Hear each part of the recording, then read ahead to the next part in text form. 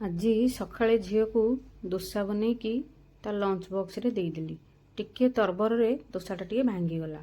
ଆଉ ତାପରେ ମୁଁ ଯାଇଥିଲି ଛାତ ଉପରକୁ।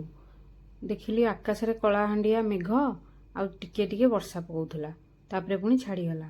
ତାପରେ ମୁଁ ଲାଗିଲି ଫୁଲ ତୋଳିବାକୁ। ଫୁଲ ତୋଳି ସାରିକି ଦୁବ ଯୋଡ଼େ ଆଉ ଦୋଲବା ପତ୍ର ଟିକେ ତୋଳି ଦେଇଥିଲି। ଦେଖନ୍ତୁ ଜୁଆଣି ଗଛଟା କେତେ ସୁନ୍ଦର ଦେଖାଯାଉଛି। ଫୁଲ ତୋଳା ତ ମୋର ସରିଯାଇଥିଲା।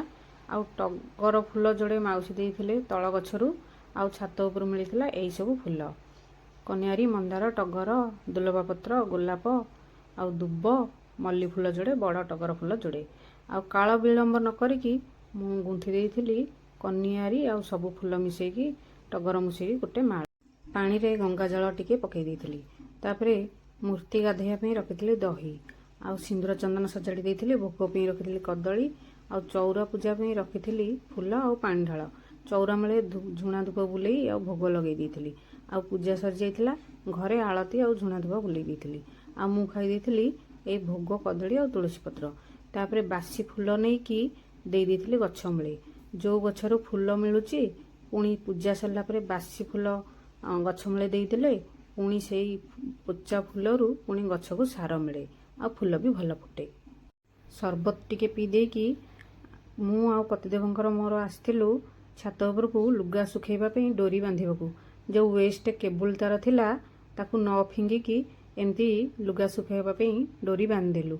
କାରଣ ଅଲଗା ତାର ତ ସବୁ ମାଙ୍କଡ଼ ଆମର ଛିଡ଼େଇ ଦେଉଛି। ତାପରେ ଡୋରି ବନ୍ଧା ତ ସରିଯାଇଥିଲା। ଜୋରରେ ବର୍ଷା ହେଇଥିଲା। ତାପରେ ମୁଁ ଫଟାଫଟ ରୋଷେଇରେ ଲାଗି ପଡ଼ିଲି। ଗରମ ପାଣିରେ ଦେଶୀ ଫୁଲକୋବି ପକେଇଦେଲି। ଯେଉଁ ଫୁଲକୋବିରେ ବିଷାକ୍ତ କେମିକାଲ ଥାଏ ତାହା ଭଲ ଭାବେ ପଳାଏ। ତାପରେ ଭାତ ହେଇଯାଇଥିଲା। ଏଇ ଷ୍ଟାଣ୍ଡ ଦ୍ୱାରା ଭାତ ଗାଳି ଦେଇଥିଲି। ଏଇ ଷ୍ଟାଣ୍ଡଟା ବହୁତ ସୁବିଧା ହେଉଛି ଭାତ ଗାଳିବା ପାଇଁ। ତାପରେ ଡାଲିରେ ପିଆଜ ପକେଇ ମୁଗ ଡାଲିରେ ତଡ଼କା ଲଗେଇ ଦେଇଥିଲି। ଆଉ ବଡ଼ି ବାଦାମ ଭାଜି ଦେଇଥିଲି ବଡ଼ି ଚୁରା ପାଇଁ। ଆଉ ଛେଚା ମସଲା ଦେଇକି କଷି ଦେଇଥିଲି।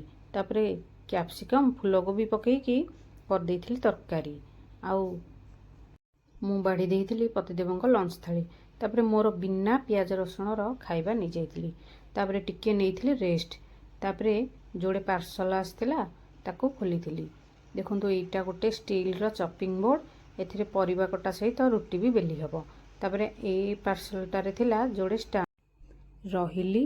ଆଉ ଫୁଲମାଳଟା କେମିତି ଲାଗିଲା ନିଶ୍ଚିନ୍ତ ଜଣେଇବେ।